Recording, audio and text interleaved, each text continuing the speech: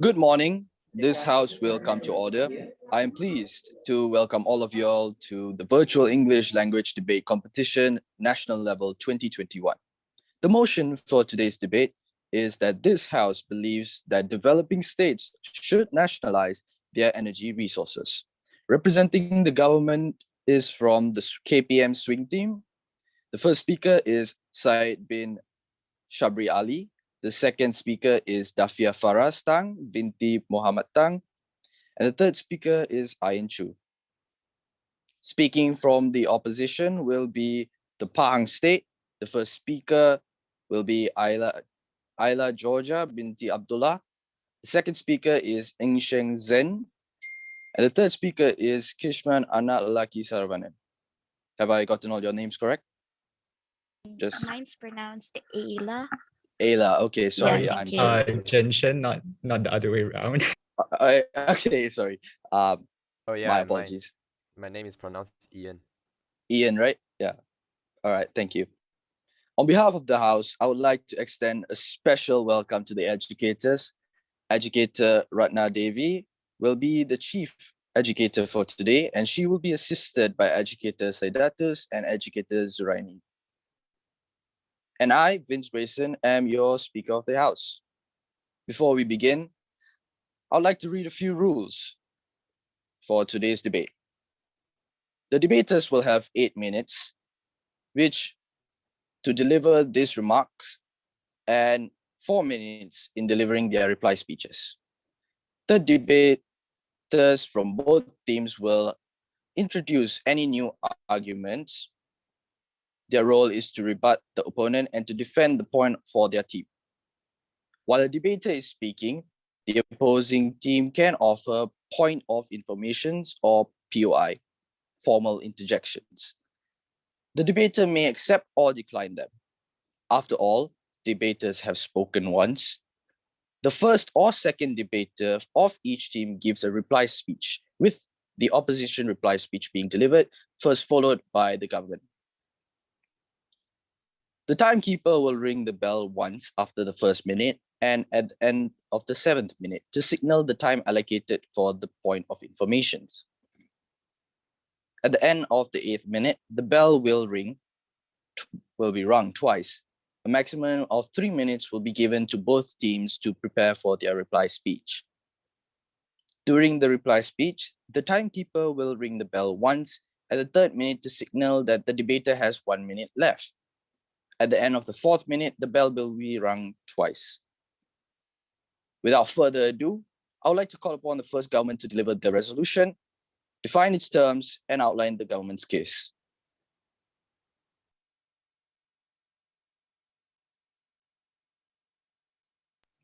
Hello.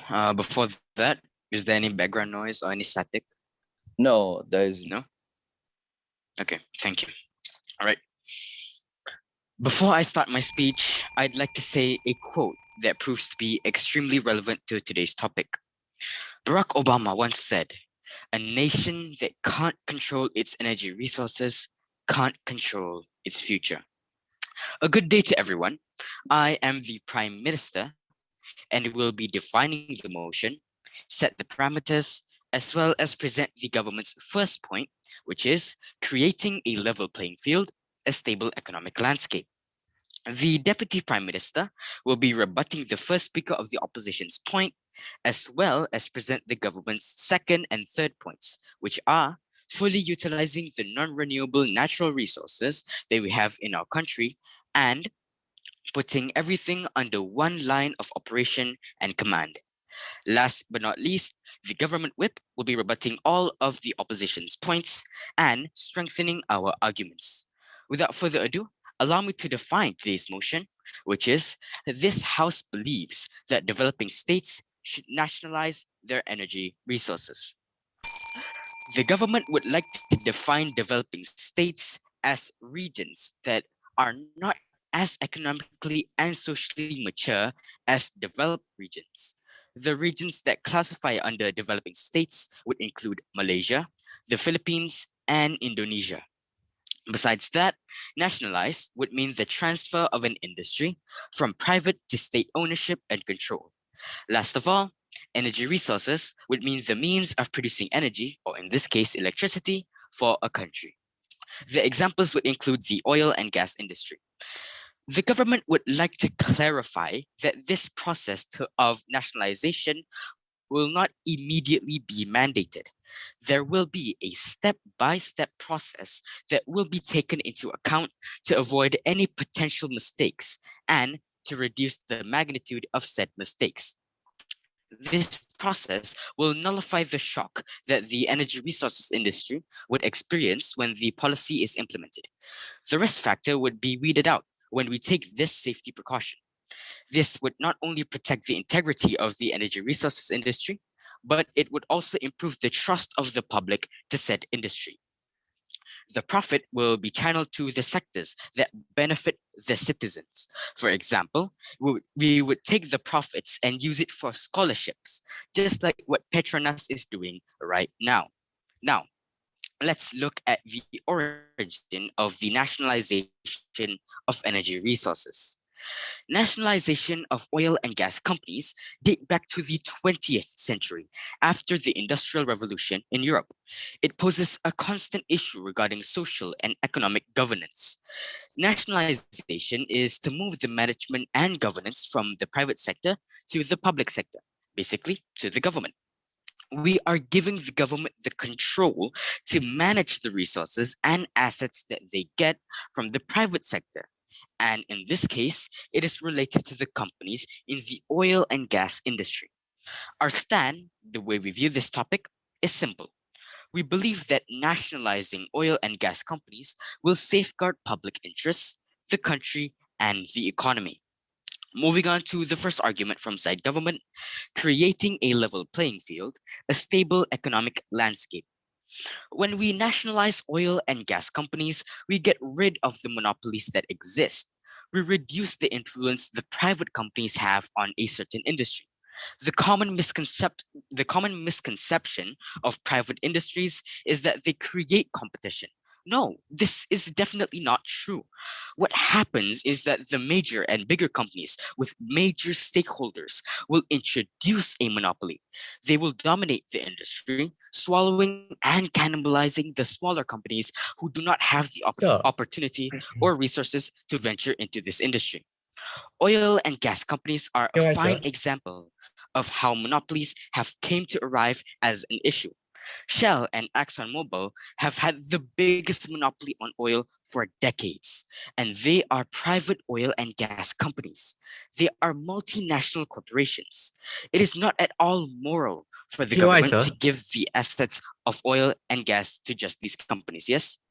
Isn't the monopoly happening worse on your side when there's only one national company giving all these energy resources to its citizens? Can you please rephrase your POI? Isn't the monopoly that you said is happening on our side happening worse on yours because there's only one energy company, which is the national company giving services for the citizens? Well, if the company is under the government, under our jurisdiction, then we can use and channel our profit from that company for the citizens. Meanwhile, if the monopoly is on the private sector, then they will just use it for whatever the CEOs on top want. You see, we as the government, we care about our people, unlike the private companies. Now, moving on. The best example of how impactful and effective nationalization can be is Petronas, Malaysia's own government-run oil and gas company. Petronas is the epitome of what our governments can do when given the assets and the responsibility to run our own economy, to run the oil and gas industry for our country. Petronas has now ventured into motorsports. They have education programs. They provide scholarships. They've branched out into different countries. Petronas is being talked about all over the world as one of the most successful nation-run oil and gas companies in the world. When the government nationalized oil and gas companies, they placed the management and the governance solely under them. That means they have control on what kind of economic landscape or policies they want to implement. or can implement, we make a level playing field. We make sure that all the assets and companies under our care can now contribute. They have that opportunity, whereas previously in a monopoly, they did not have that opportunity. They didn't have the resources. The ad revenue was strictly limited to what the major oil and gas companies wanted it to be. Another misconception regarding this issue is that we as the government aren't capable of running oil and gas, that we aren't specialized in it. We don't know how to do it. That brings me back to Petronas. That brings me back to the oil and gas status quo in Malaysia, where nationalizing oil and gas companies have benefited us greatly, especially in terms of economical growth and creating more job opportunities. As I've said before, we believe that nationalizing oil and gas companies will safeguard public interests, the country, and the economy. We are a government that believes in the people. We believe in creating more and more opportunities for companies, small or big, to contribute to the economy. It is never a bad thing when our economy allows us to explore more and more options in an industry, to create a cycle of boosting the economy by equal contributions from companies in our country. With that, I rest my case. Thank you so much for the first speaker from the government. Educators, may we proceed, or I'll just wait for you?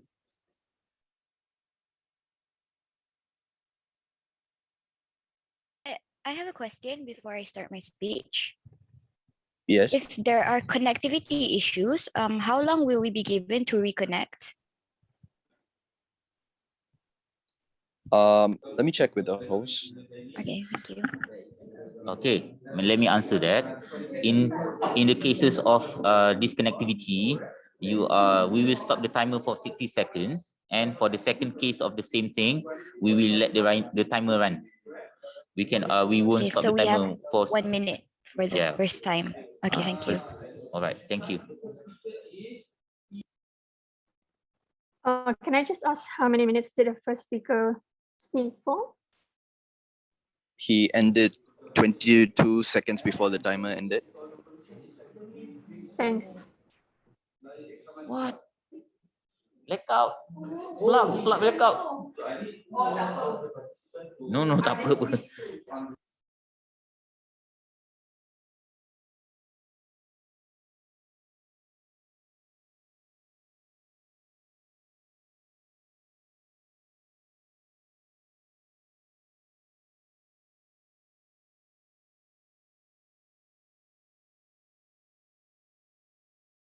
All right, he just reconnected. All right, sorry, Ayla, could you restart your speech?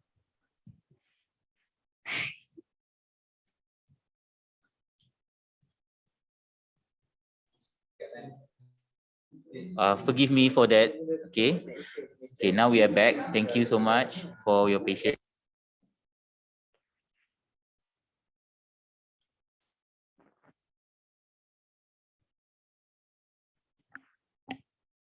Okay, Ayla, you can start your speech, then I will start the timer.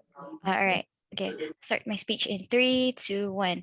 Good morning to members of the floor present today. So in today's motion, this House believes that developing states should nationalize their energy sources. We on the opposition side strongly disagree with this motion. So before I lay out my case, I'm going to do a little bit of a rebuttal on what the Prime Minister has said from the government team. So they brought up the fact that they're focusing on the welfare of the people and how they're going to profit the people by nationalizing energy sources. But the thing is here, we have to focus on the fact that the countries are developing states, right? They're literally in development. When the government or the national company is, nationalizing these energy sources, they're going to have to the government has to take care of the interests of everyone. And the profit they gain is not as much because they're going to sell their products at a lower rate. At a lower price. So in this case, there might even be losses, and it's not going to ensure the benefit of everyone. And even if it does, it happens on our side as well, and it doesn't just happen on yours, and it's not exclusive to yours. And the monopoly that you mentioned happens more and worse on your side compared to than on our side. So next, I'm going to go on with my case. All right. So So for the characterization, we mostly agree with the government states, but we're gonna add our own, which is what privatization means, and more to the nationalization. So the nationalization, as the government said, is the process of transforming privately owned assets into public assets, right? By bringing them under the public ownership of a national government or state, right? So basically, in this case, the government will own all the companies. So all the companies will report to the gov, and the government are accountable for these businesses, right? So they regulate it, they take the revenue, and it's a process in which the government takes PY? control, takes control of an industry or company and become its owner. So in nationalization, there's a lot of bureaucracy and red tape. So what a red tape is, so red tapes are the process that makes these products available, right? And then but they don't exist in privatization, right? Because we don't need bureaucracy rates because we're to allow these products to go to the market, right? And there's also a chance of less investments from outside investors, and there's the need to cater to the whole country, right? So the government have changing priorities after a favor of time because they don't have the resources to completely focus on a certain thing, right? Oh yeah, we also want to add to energy sources, which is a natural resources that provides energy, and we would like to clarify about how it is and not just a want. So and there's no way to pay it alternatively, like how when we pay our electricity bills, we have to pay it monthly, right? No, there's no loans, there's no insurance, and it's for everyone because it's a need. We all need these energy sources in our life, right? So privatization is energy sources that can be owned by individual company. Example, Petronas, and they have their own regulations according to each company, and it's a free market of energy sources. I will explain what a free market is later in my argument. So there's going to be less spending by the government, which means we won't be wasting tax money that can be allocated somewhere else to develop the country or state, which benefits the citizens. There's also the availability of investments, and we focus on profit, which leads to competition. There's also different kinds of privatization, right? And excuse me, can you guys hear me, or the timer just stopped on my side? No, the timer Okay, is thank you. continuing. Okay, thank you. There's different kinds of privatization. So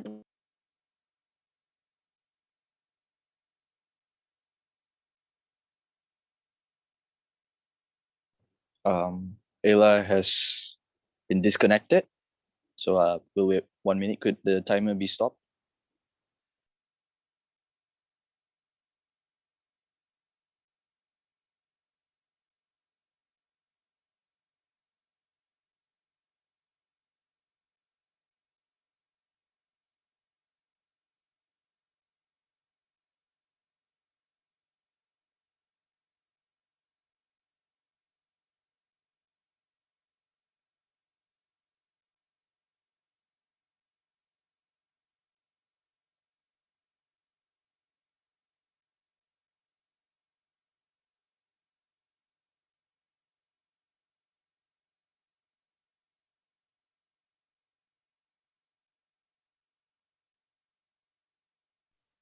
All right. Ayla, are you there? oh yeah, sorry, I was on mute. Yeah. Thank you. Can you guys hear me now? All right. Continuing with my speech, so I was talking about how there were different kinds of privatization, which goes on into hospitals, credit cards, and there's also energy resources, which is, for example, when people pay for energy resources, right, for electricity and extra stuff, like I said earlier, because it's a need. There's not going to be loans, or there's not going to be insurance, and there's only one way to pay for it. So we're going to draw a line on how there's different kinds of privatization businesses. All right. So, so what I mean by this is when we want to pay for electricity or energy resources, right? The prices won't be so high, but there's also going to be different options because everything is different. And that's why it can benefit the citizens. So my problem analysis would be, the first one would be low productivity, which means because there's a lack of budget to fund energy sources on the government side when there's nationalization and there's lack of expertise, and there's also a lack of competition, right? It's going to cause low productivity and less good quality products. There's also going to be slower developments in terms of technology due to bureaucracy rate tips and lack of investments, right? There's also going to be inconsistent maintenance because services will be inefficient because there is only one organization catering to the whole country, and there's also going to be a lack of choices for consumers. And basically overall it won't benefit the country in the long-term run. So our burden of proof is that we want to ensure long-term economic growth in which will return and ensure better quality of life for the citizens. So our stance is that privatization provides more long-term benefits for developing states. And my first argument would be based on the competition and the free market. So my first layer of analysis would be what the free market is. So the free market is an economic system in which prices are determined by unrestricted competition between privately owned businesses. And how it works is that there's no government interference. So everything is just based freely off these private businesses, right? And so inside the free market, there's obviously going to be competition because it's not monopolized by the government. Okay. And what I mean by this is that so this goes on to my second layer of analysis is what this competition would do and how it would, benefit people and how it would benefit the country, right? So what I mean is that companies, privately owned businesses, they're profit-based, right? They want more money, right? They're driven by profit. And when there's other companies for them to compete with, they're going to try to do their best to deliver better quality products and services with prices as low as they can go in order to attract and gain more consumers, right? So what this does is that, consumers will have their consumers of all classes will have their own benefits, right? So what I mean by this is that, they will have the availability of options which consumers can choose from. So what I'm saying is that, middle class consumers can have choices with quality.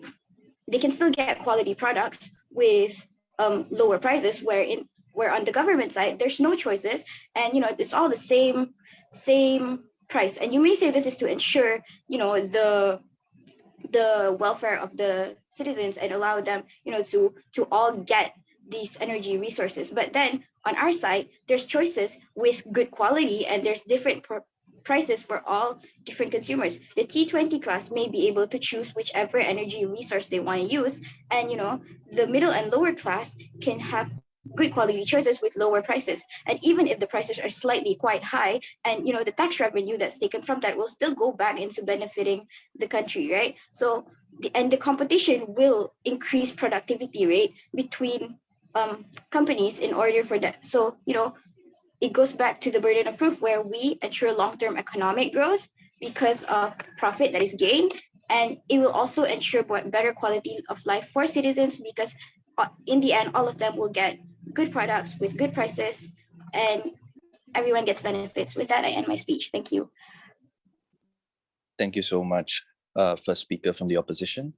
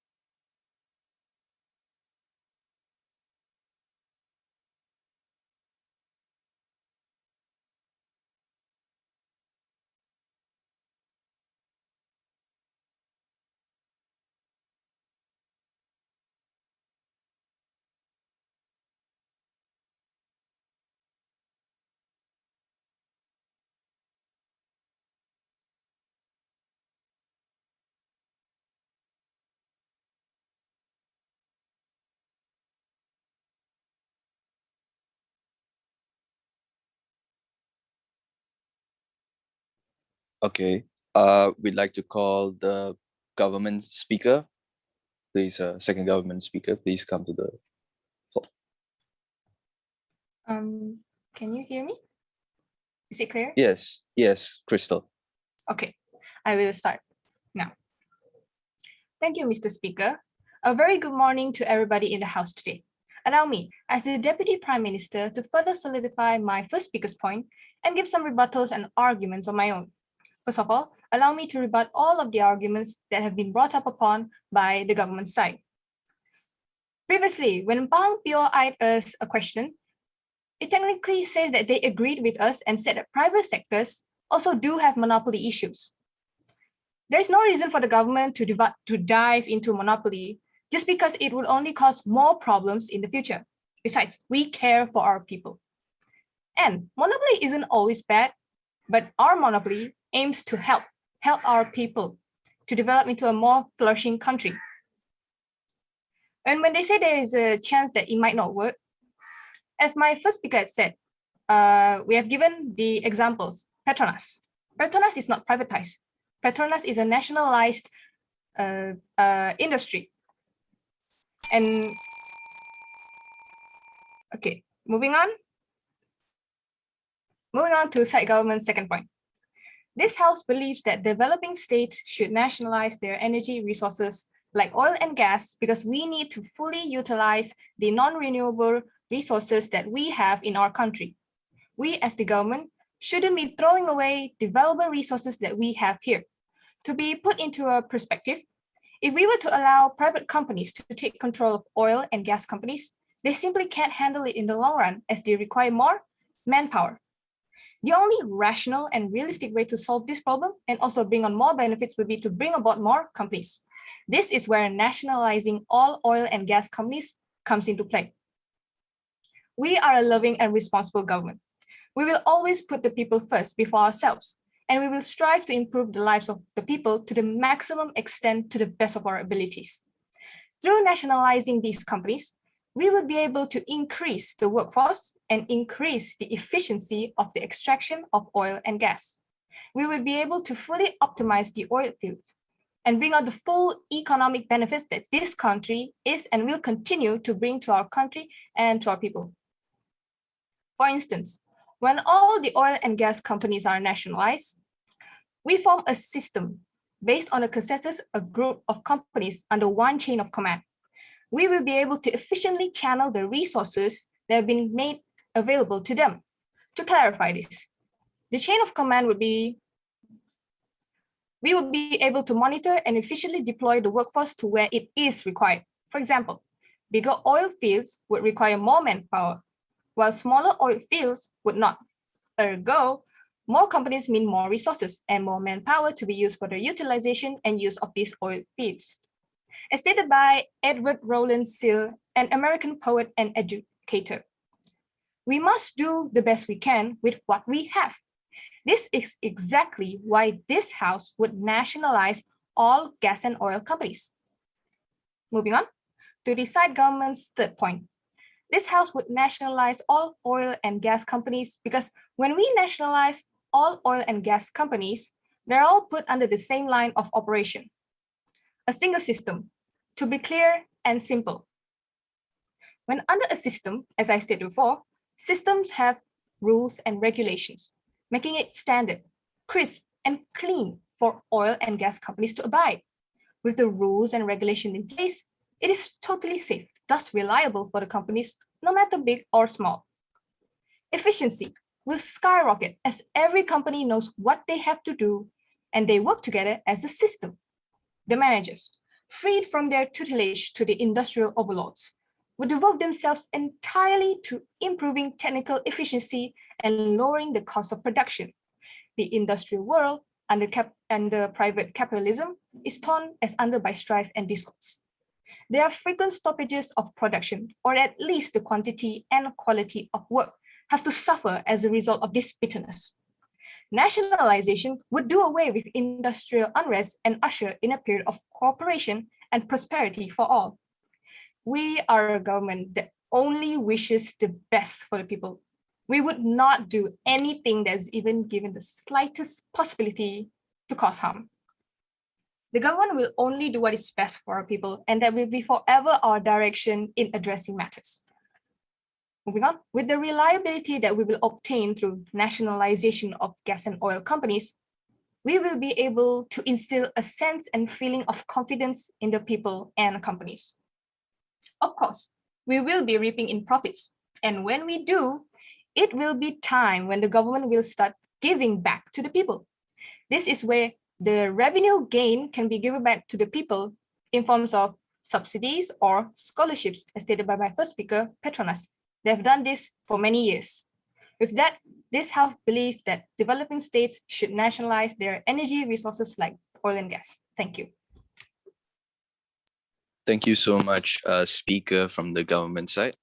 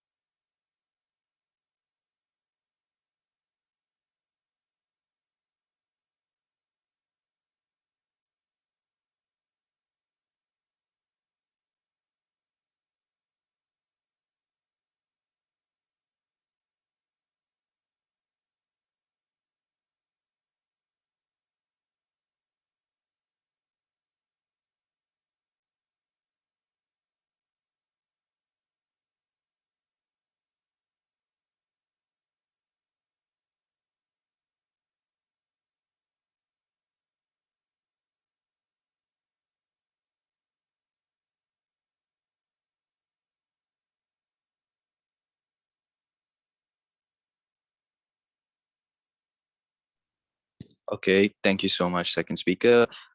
We'd like to invite the second speaker from the opposition to come to the floor.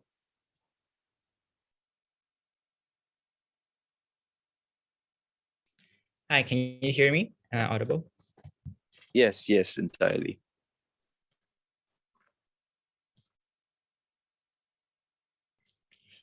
My speech will start in 3, 2, 1.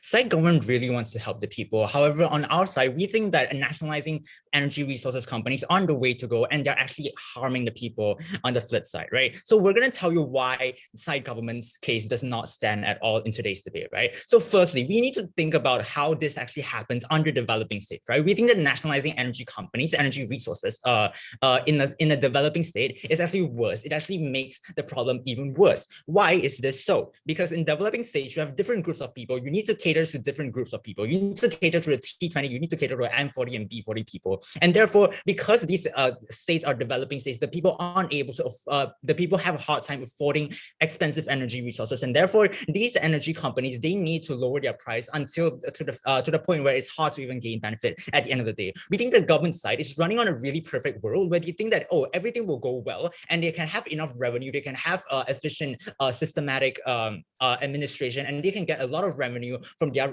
energy resources company. But we don't think that this is the way to go. A few things that we need to address on side government, right? So number one, they talked about how they want to focus on longevity, how they shouldn't throw away valuable resources, right? We think that longevity happens less on their side because they only have one nationalized company, extracting these energy resources, right? And with a nationalized company, right, you have less investments, you have less investors, you have a even harder time bringing in new technological improvements to these energy resources company. And therefore, longevity is one worse. You're always stuck with an old traditional system of generating energy, and you're giving inefficient, providing inefficient service of system to these people at the end of the day. You're actually not catering to the needs of different people, and you're actually just giving an inefficient service to the people, an inefficient delivery of these energy resources at the end of the day. Number two, they talked about how they want to increase workforce and how they want to increase productivity, right? We think that this even happens less on their side when they want to nationalize companies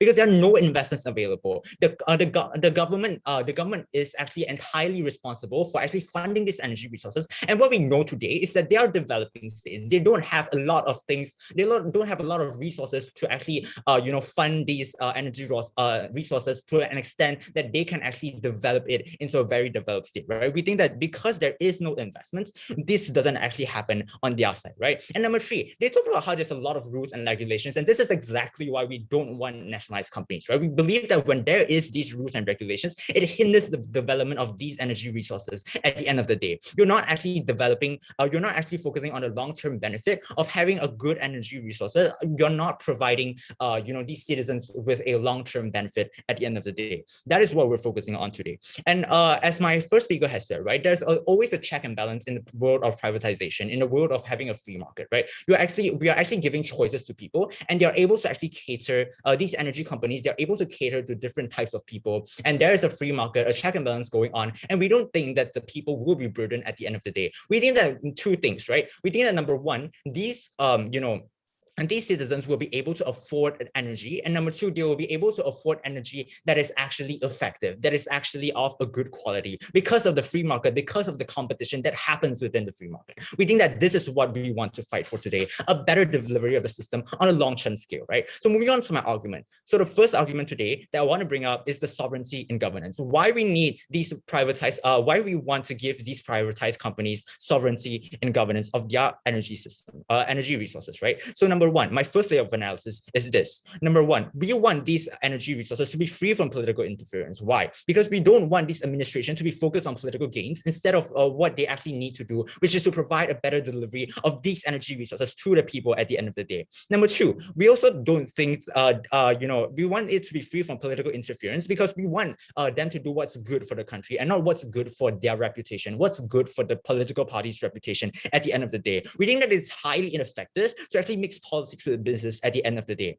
Number two, we think that because of the shifting priorities of the government, one day they might prioritize energy resources, and the next they might prioritize on something else that is not energy resources at the end of the day. We think that this is a really, really flimsy argument. There's really flimsy defense coming from government side about this shifting priorities of government, where they don't actually have a full focus, full priority in actually developing these energy resources company as a whole, right? On our side, if these companies are actually privatized at the end of the day, we believe that they won't have shifting priorities. They would focus entirely on developing these energy resources to be highly efficient and highly satisfying to their customers at the end of the day. Number two, there will also be bureaucratic red tapes in on site government in which they are harder to actually develop these energy resources company because of the state of being nationalized, because they need to follow these rules and regulations, and they are able to actually gain more technological development to actually benefit these taxpayers on a long-term scale. Number three, my third layer of analysis is this, right? It actually gives inconsistent maintenance to the people because there's only one nationalized company, there's only one nationalized entity giving services to people. Imagine if the whole Malaysia's unified breaks down and you only have TM to go to. How is the service going to be for the people? You actually have a really, really bad service of quality because there's only one place to go to and you don't have choices. You don't have anywhere to go to. Once your internet breaks down, there's no way that you can actually run from these detrimental harms at the end of the day. So at the end of the day, what we're trying to say here is that when we privatize these energy resources company, we're giving better maintenance for the people. We're actually, not wasting any resources that these energy companies are putting into their companies, and we don't have shifting priorities. We're focusing entirely on developing these energy companies to be highly effective at the end of the day. Number two, we would have better development, right?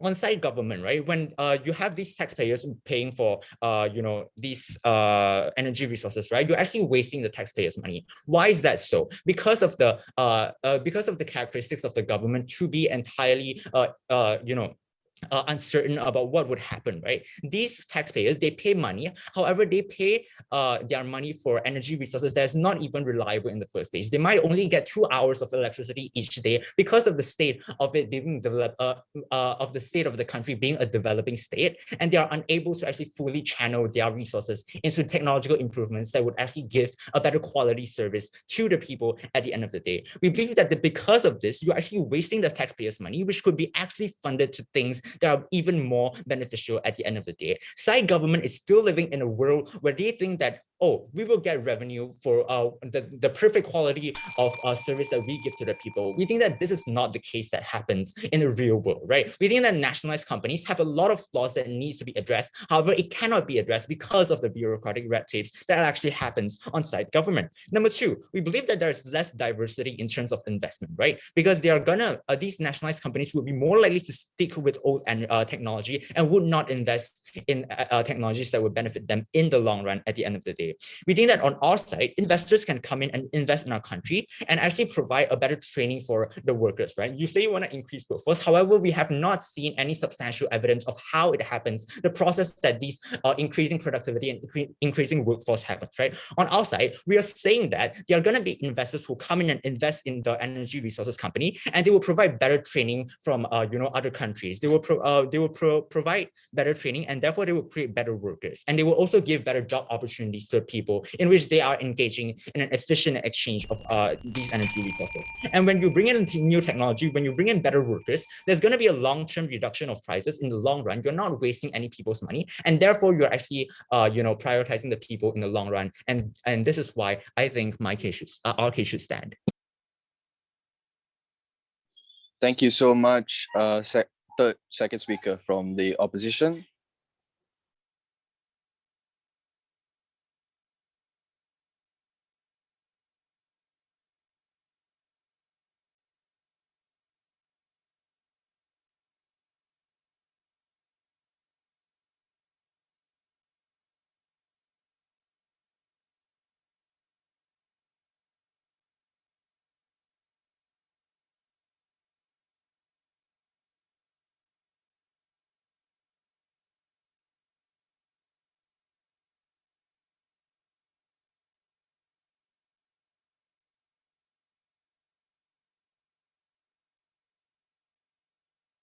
Quick question, how long did the first, hold on.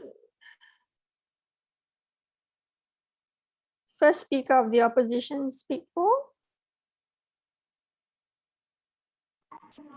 She had a remainder of 1 minute and 29.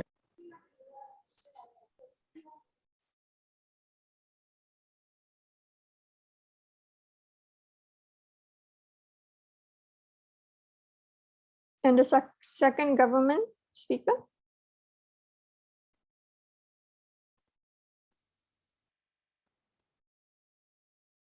She had a balance of 54 seconds.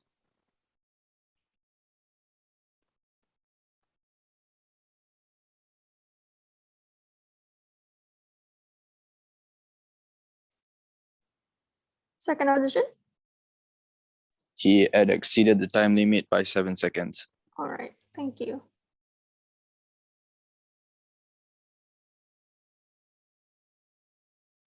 Thank you so much, previous opposition speaker. Now we'd like to call third speaker from the government team to come to the floor.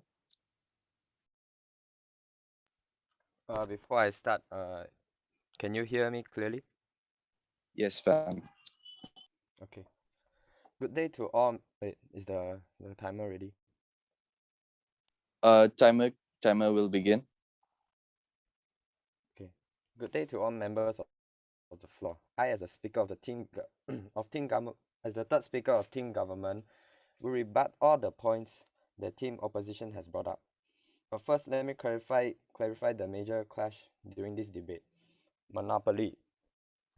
So, team opposition has asked us, saying our monopoly is worse. You have already admitted that monopoly exists in privatization. There, as my second speaker said, there is no reason for us, the government, to dive into monopoly, because that will only hurt us in the long run. So let me start off by rebutting the opposition's point. Team opposition is using Petronas as their main example, meaning they are saying we have done a good job at nationalizing since Petronas is nationalized. It means On your point, sir. Huh? QI. Decline, thank you. The second speaker of opposition was stressing on us having rules and regulations. Everything has rules and regulations. That's how it works in this world.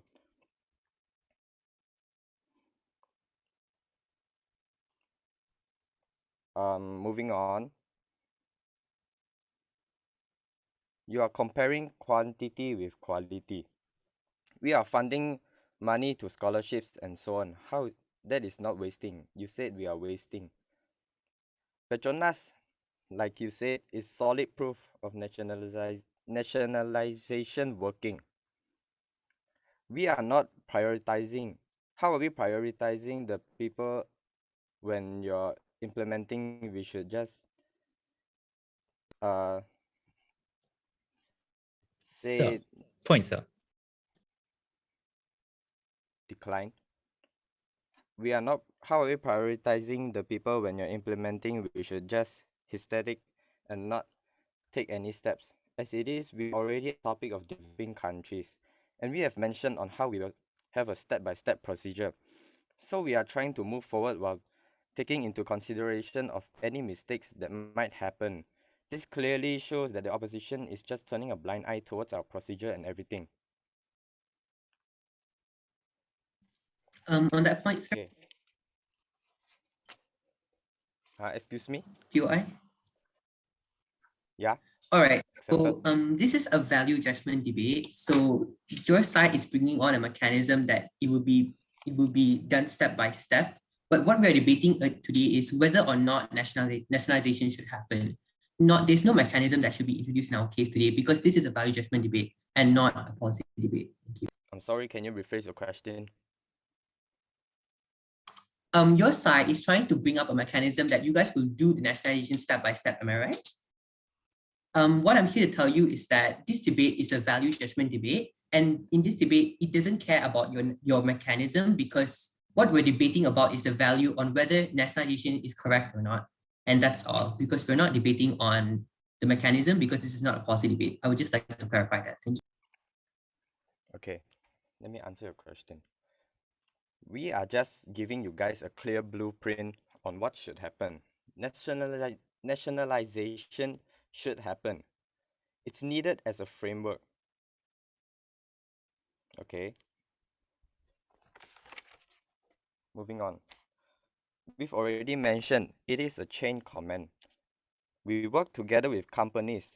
If it was that bad, Petronas would not have worked. You keep saying, wait, excuse me. Team opposition was saying they don't want to do what's good for politicians. But what's the difference from privatization? Private companies focuses on margin of profit.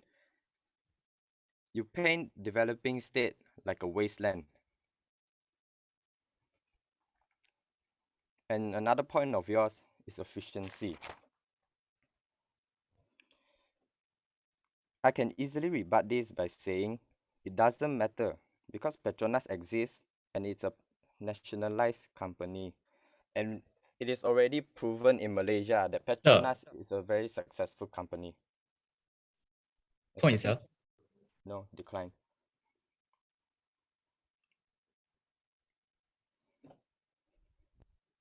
Okay, moving on. About monopoly. The government's point on monopoly is there is no reason for us, the government, to dive into monopoly because that will only hurt us in the long run. And you guys keep saying we have monopoly and it's worse than yours. Okay, so you wanted to POI, right? Yeah. Accept that. All right. Okay. I want to just clarify the fact that not every country, not every developing state is as good as Malaysia to produce something like Petronas in all developing states. I'm sorry, can you repeat it? I'm saying that not every developing country has the ability to produce something like Petronas. We're saying that the average mean of these developing states would be producing a nationalized company that is less than average. Okay, let me answer your question. Petronas is an example, a step-by-step procedure. So it is just an example.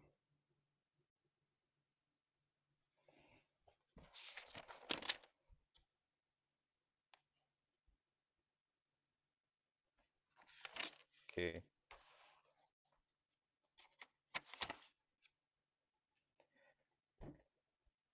If mistakes were to happen, we can regain ourselves back.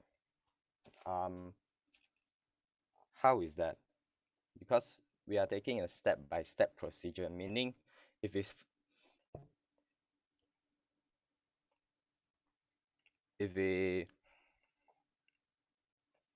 if we fail, we can regain ourselves easily.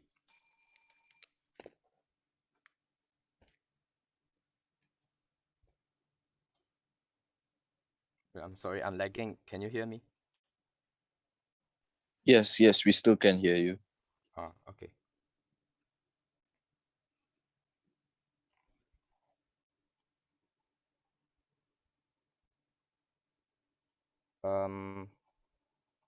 I think that's all for me. Thank you. All right, thank you so much, third speaker from the government.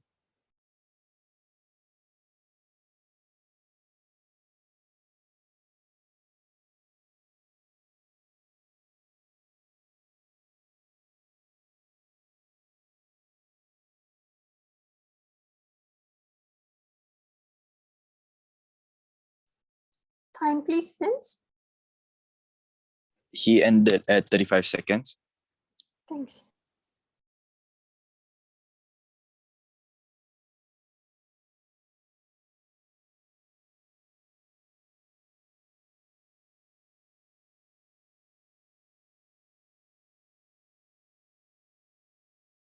Educators, I'm sorry, but maybe continue just asking or still checking. All right.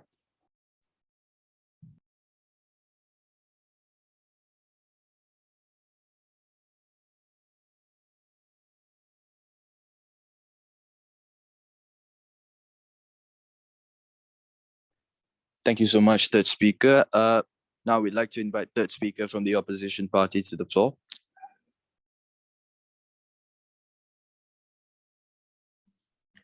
All right. Before I proceed with my speech, am I audible? You are very clear, my friend. All right.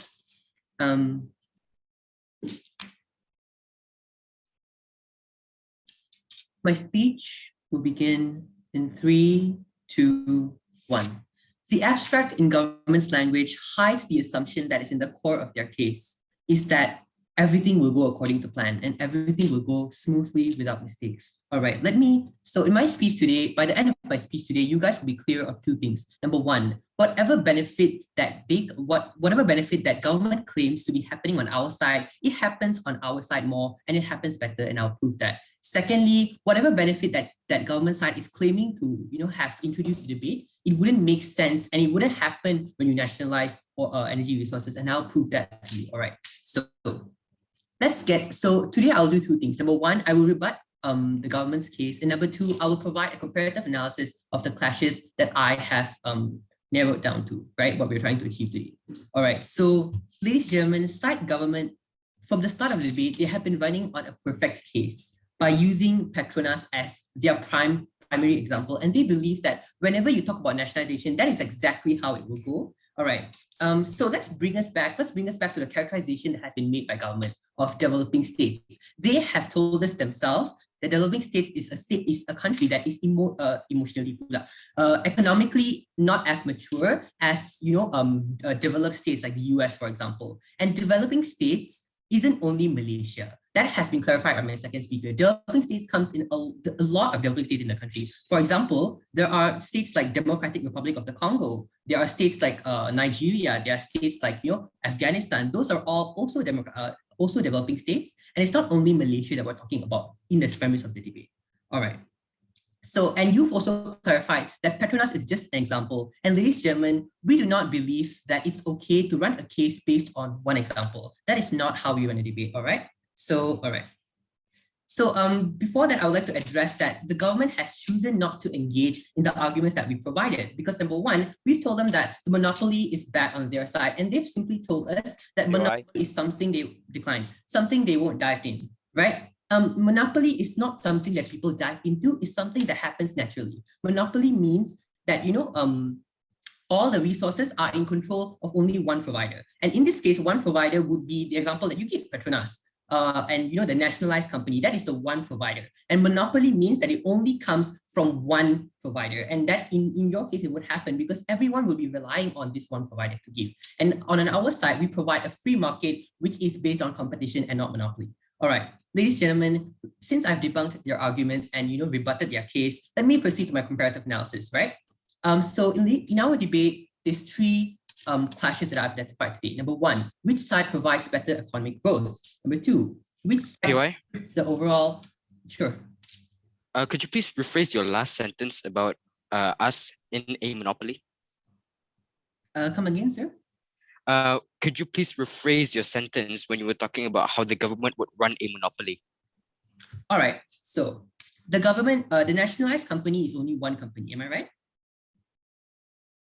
Monopoly exists when only one provider exists. That is the definition of a monopoly. Monopoly means the whole resource is run by one company. That is all that monopoly is. So, on your side, that would happen because it's only one nationalized company. And on our side, they are private companies. So there would be competition, there would be free market. And that's why I've proven to you that the monopoly that we're talking about is less than their side. And the monopoly, if you're focusing on monopoly, the damage is worse on your side, ladies and gentlemen. All right, so now I'm continuing into my comparative analysis. Number one, economic growth. Number two, social and infrastructure development. And finally, efficiency. All right, let's dive into it. Economic growth.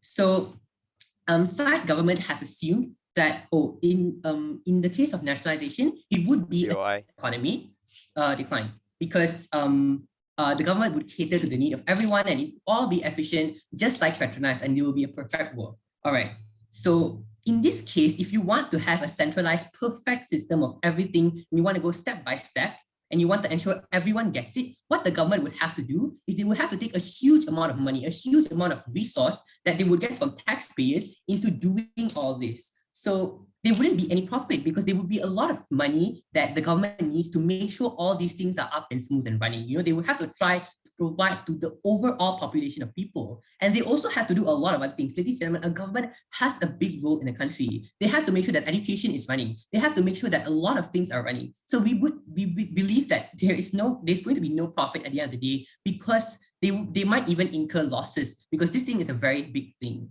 And they would try to lower the prices, and that's why we believe that there will be no profit.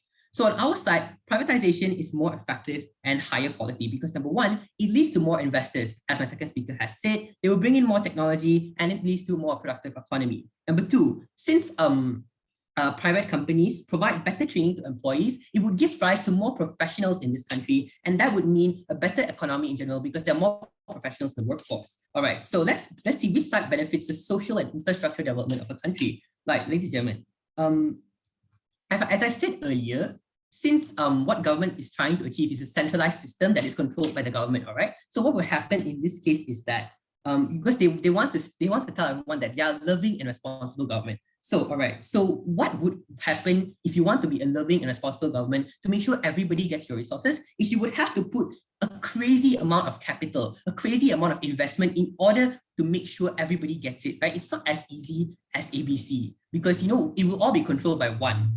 And the government, I've also established that the government has roles in the country. Decline. The government has a lot of roles in the country. The government has to make sure everything happens, and this would all be done with a limited amount of tax-based money because this is already established that a developing country has limited amount of money, and it would just not be practical on your side. So, okay, on our side, consumers would get better quality of energy, and they're able to make a choice that fits in their needs. A choice is something that the government does not provide, all right? Because it's only one system, right? On our side, we provide a choice for the consumers to choose whatever provider they want based on their needs, all right?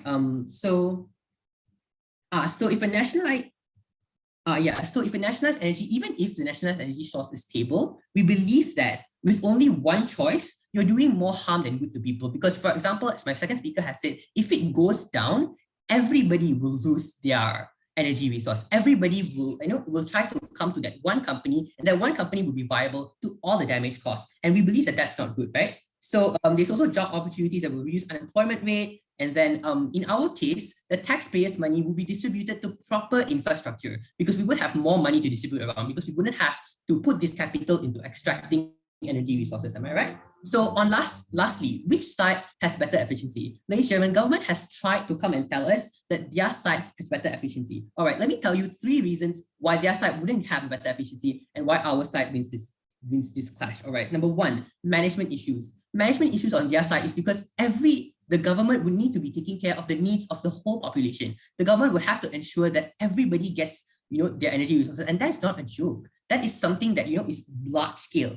and the government would have to be responsible for all these things. So we would believe that it wouldn't be as efficient as having many choices, right? So there would be also political interference that would result in a lack of efficiency because it would be used for political gain and not the need of people. There's also the bureaucratic red tape point that my second speaker has mentioned that would slow down the efficiency of the government. All right. So the efficiency wouldn't be as much as in your side. So on our side, there is sovereignty of the private companies, right? It's free from political interference. So they're able to focus all the private companies' resources into doing one thing, which is extract resources. And that wouldn't happen on the government's case. So, and the private companies wouldn't have to cater to the whole population of people because there would be many providers, there would be multiple providers, and there would be a free market. All right. So we've also established that private companies are profit-based. That means they would have more of an incentive to be efficient because they want to attract more consumers, right?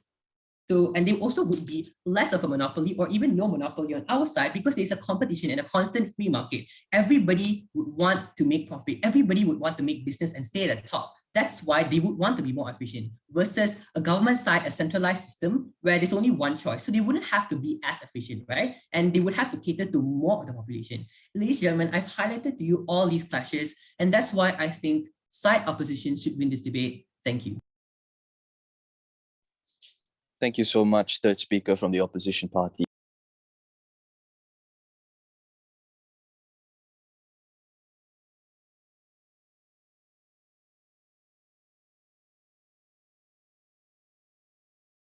Mr. Speaker, the time, please. Yeah, he exceeded by 1 minute.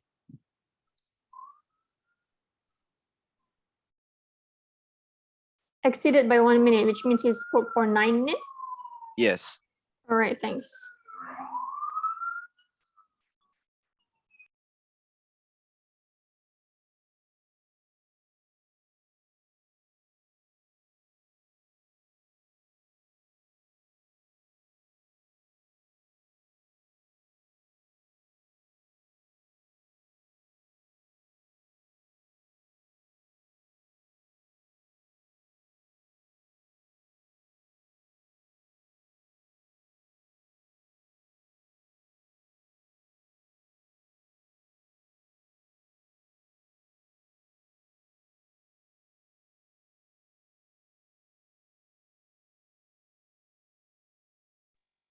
All right. Thank you so much for both teams. Now, both teams will be given a 3-minute time span to prepare your reply speech.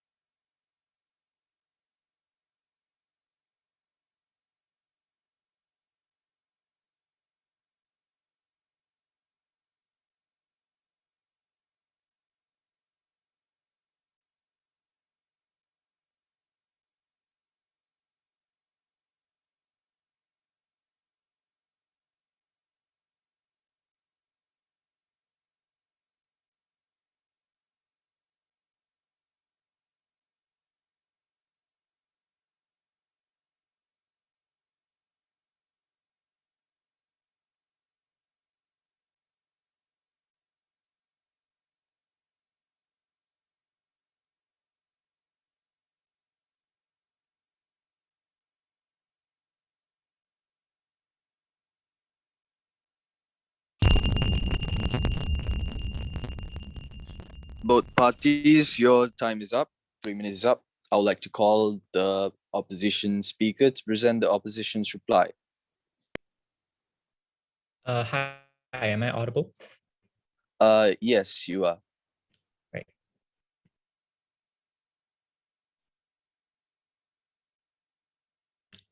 My speech will start in 3, 2, 1.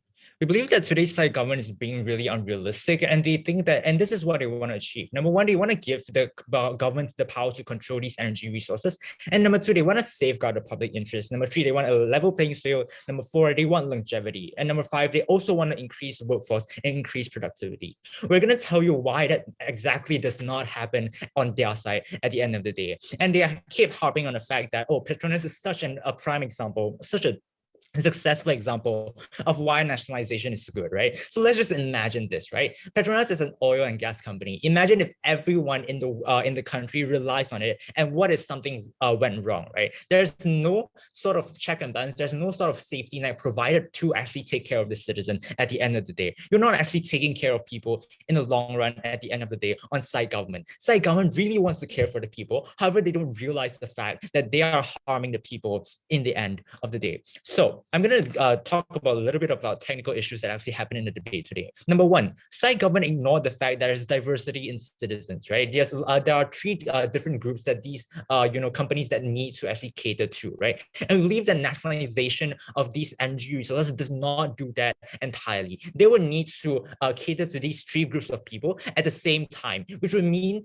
that there will be a lower efficiency of actually providing these energy resources to the people, because they need to lower their cost of producing this energy so that it's affordable to everyone in the country, right? We believe that this is lowering the amount of profit that they get, which on side government, they need to acknowledge this fact. There's going to be less profit, and there's going to be higher costs for production for these energy resources. And it's also going to be lower development because of the nature of these developing states needing to actually cater to everyone in the country at the end of the day. And on our side, if we privatize these energy resources company, we believe that there can be choices for people. There can be choices for people who can, afford, cheaper energy, or people who can afford more expensive energy at the end of the day, right? And today, what we're talking about is about energy resources. There's not only one certain energy resources that we can focus on. There are also a lot of other untapped energy resources, such as sun energy, such as wind energy, that we need, that we haven't actually exploited at the end of the day. We think that privatized energy resources company will be more likely to be able to tap into these resources because of the availability of investments that does not happen on side government at the end of the day. Number two, they ignore the fact that there's shifting priorities of the government, right? So there are things that the government needs to prioritize on yearly basis, right? It changes on a yearly basis, and you cannot solely rely on the government to actually provide energy resources on a consistent scale, right? We believe that is not the characteristics of the government to do so. We believe that government have shifting priorities, and we believe that privatized energy resources companies do not have that. They actually have a focus on developing energy resources to make it more efficient and more reliable and safer for all its users at the end of the day. Number three, they also ignore the fact that privatizing energy resources company actually benefits the whole entire citizen in the long run. And number four, they actually ignore the characteristics of a developing state in which the resources that the taxpayers give are limited at the end of the day, and they also ignore the fact that there are a lot of different needs that they need to cater to people. A little summary of what we're trying to say today in today's debate. Number one, we believe that on our side, when we privatize these energy resource company, we can actually have competition, and we have a free market where these competitions occur, and you're able to have a check and balance where people would actually afford good energy at a good price. Number two, we believe that we would have sovereignty in governance, and we believe that it will be free from political interference, and we believe that it will also be free from bureaucratic red tapes, and they will be able to have more technological improvements at the end of the day. Number three, we believe that there will be better development in which there would be investors who will come in and actually produce better workers, give better technology for these energy resources company, and you're actually benefiting the people at the end of the day. So we believe that on this scale, right, side government, what is the best thing that they could do? Fine, everyone gets energy. However, it's going to be old and unreliable technology at the end of the day, and we don't want that. We want more. We want better for the people in the long run. And with that, I end my speech. Thank you so much, second speaker from the opposition party. I'd like to call the government speaker to reply the speech. Hello, is my audio okay? Is there any back noise or static? No, it's perfect. Don't worry. All right. Mm. A good day to everyone. I am the first speaker of the government team, and I am here to present my reply speech. Now, first off, let me clarify the major clashes of this debate. The first major clash is about monopoly. The opposition team keeps egging on about how the monopoly would be worse on the government side and how we would prove to provide inefficient and unreliable energy resources. But let me tell you, even the fact that you said that there will still be a monopoly in our side means that you agree that there are problems, there are monopolies in the private sector as well. And a monopoly isn't always bad. Before that, let me clarify to you. The legitimate definition for a monopoly is when a corrupt person is in power and they control all of the resources in an area. But this monopoly is the government's monopoly that that you're going to talk about is that I'm sorry, the monopoly that you're talking about is that when one person or one board is controlling a whole industry. It doesn't mean that we are corrupt. Ladies and gentlemen, a monopoly isn't always bad. The government's job is to cater towards the people. If we control the energy resources industry, we can cater towards our people even more because one of the biggest industries in a country is energy resources. We can use that to our advantage to help the people.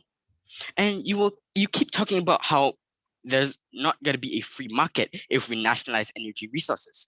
But if we do nationalize energy resources, it's not like we're going to halt imports.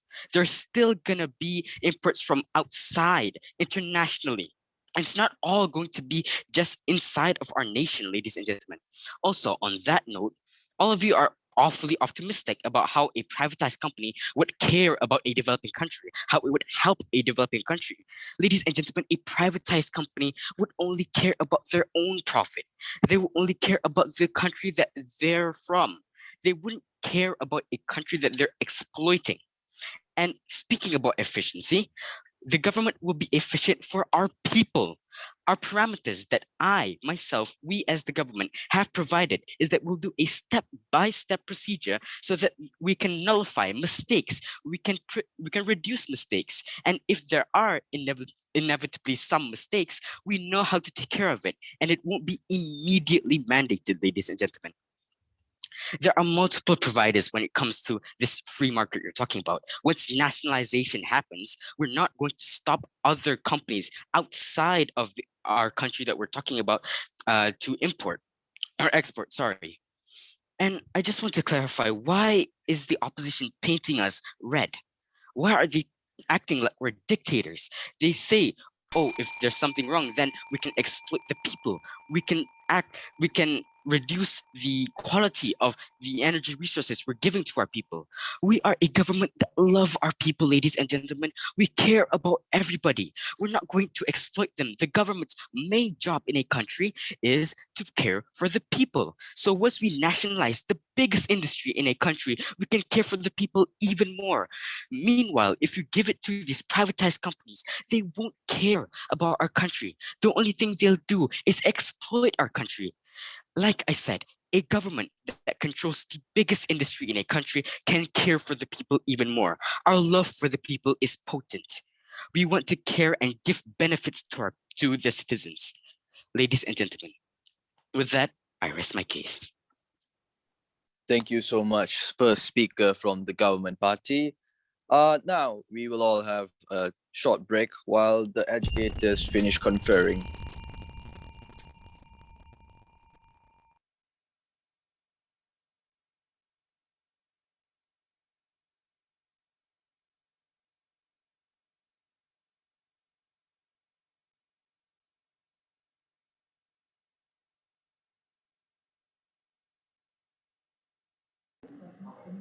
Okay, attention to all educators. Okay, I will assign you all judges to a breakout room. Okay, once you have finished your conference, you may leave the breakout room, but please stay in the main room. All right, okay? Okay, okay, I will open it now. Thank you.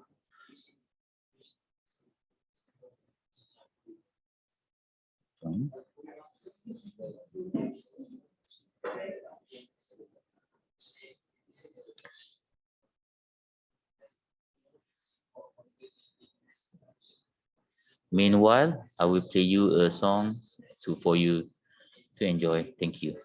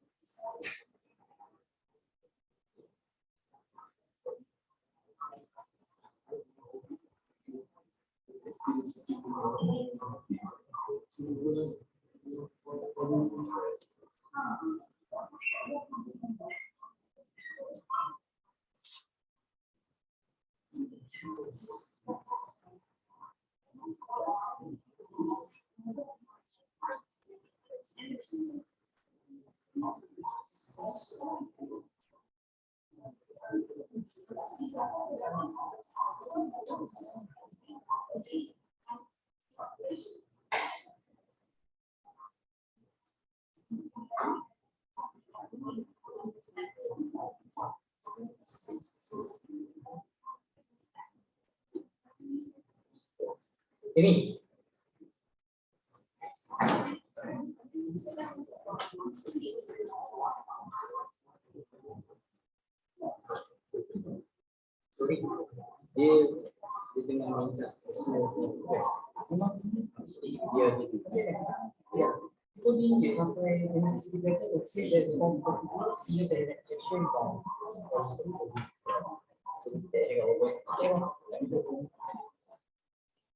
Berapa minit selalu dia confer Tengok juga.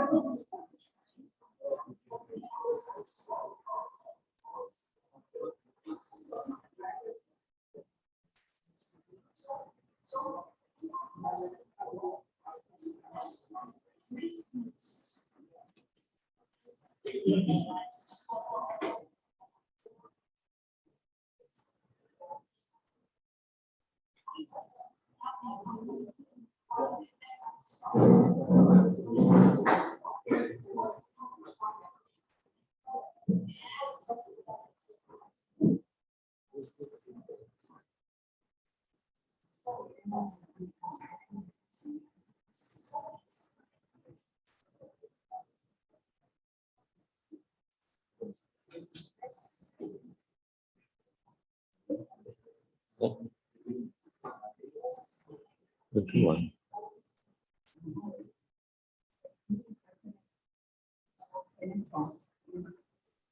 Okay, the educators are ready to announce.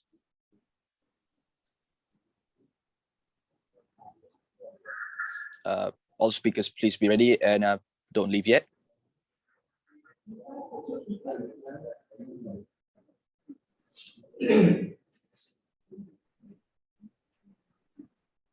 Okay, hello everyone.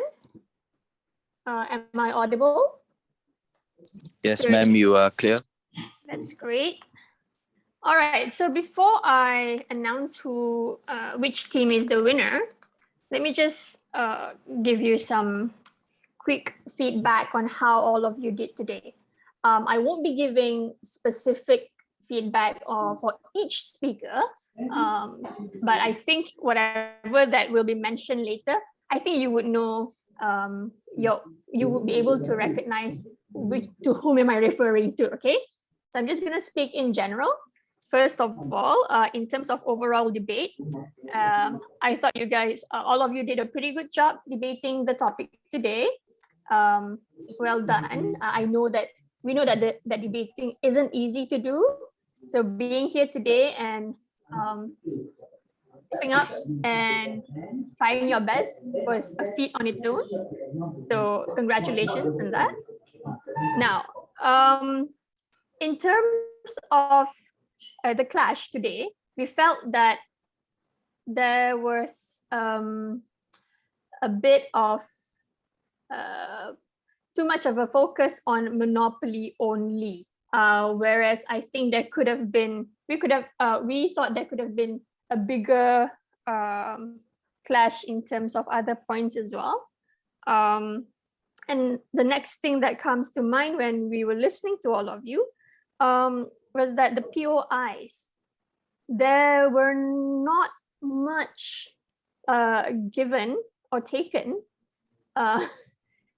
And a lot of you seem to decline POIs a lot. And you would, and sometimes the POI could have been more substantial. Okay, one side of the team gave pretty decent POIs. Another team was quite superficial. It could have been more in depth. It could have given the chance for your opponent to think how to rebut or how to respond to your POIs. Okay, when you ask superficial POIs, it doesn't really show that you are analyzing the motion. It's just it looked like you were just giving POIs for the sake of giving POIs. Okay. The next point that we like to bring up is when you are debating, you have to remember that you are trying to persuade an audience. And most of the time, your audience would range from highly fluent audience to average or probably not very fluent at all, as in terms of understanding the language. So pace is very important. If you go really fast, then your average listener wouldn't be able to catch what you're saying, and so you wouldn't be able to persuade that person, because you go so fast, like a speeding bullet train. And the person, and then that would lose the person's interest very quickly. Yeah. So if you are the team that would go to the next round, keep that in mind. Okay. And usually we feel that if you are speaking too fast, it simply means that you have too much to say in a very short period of time. So choose your battles, like choose your strongest points and focus on that. Try not to say too much in too little time, which would cause you to speak very fast. Okay. And trust me, speaking very fast isn't a good thing, because again, you're trying to persuade an audience. You are not trying to speak to a room full of yous, you know, like a group of like-minded people, or a group of same type of people. It's very difficult to persuade someone when you're speaking way too fast. Okay, so keep in mind, pace is very important. All right, the next part would be hold on, yeah, let me just check my points. Okay, in terms of language, some of you are very fluent in the language, and while it is generally a good thing, it can also cause you to forget that you are debating, thus you would have to use formal language. When you are fluent and you don't have your speech prepared properly, and you're speaking off the cuff based on your fluency in the language, you would tend to speak a little bit more informally, like using phrases like right. Okay, so try to avoid that. Okay, because in a debate you're supposed to be speaking formally. Okay. um okay, next part is in terms of organizing your points. It would be really good to have signposts of your points, which means like you would say things like, okay, point number 1, point number 2, point number 3. That would make it really easy for not just the educators, for your audience to follow as well. Okay, so it's clear, because if you don't have signposts, it would be difficult for your listeners to follow your points. Okay, you have to remember that adjudicators or your audience are not professionals, are not experts. So having signposts would really help your listeners to follow your arguments. Okay? All right. So having said all of that, we are going to announce who the winner of today's debate is. Okay? And the adjudicators have unanimously agreed that the opposition team has won today. So congratulations. Reaction. Tepuk tangan sini. Macam mana tepuk tangan? You can like okay. So good job, team opposition. But we do hope that you take our feedback and use them to better improve yourself. Yeah. Okay. And as for today's next speaker, that would be, let me check your name again. I don't want to get the name wrong. That would be the second speaker of team opposition, Mr. Ng Zhenchen. Ng Zhenchen. Did I Yes, pronounce that's that correct. correctly? Okay, congratulations to you. Good job. Okay, so I think we're pretty much done, right? Mr. Speaker, is there anything else that we No, need to do? there isn't, ma'am. There isn't. On behalf of this house, I'd like to thank everyone and congratulate everyone for participating and having a great time in this debate. Can we leave now? Okay, thank you, Yeah, everyone. sure. Thank you. Bye bye. Thank Good you. job. Thank you. Thank Good you. job, y'all.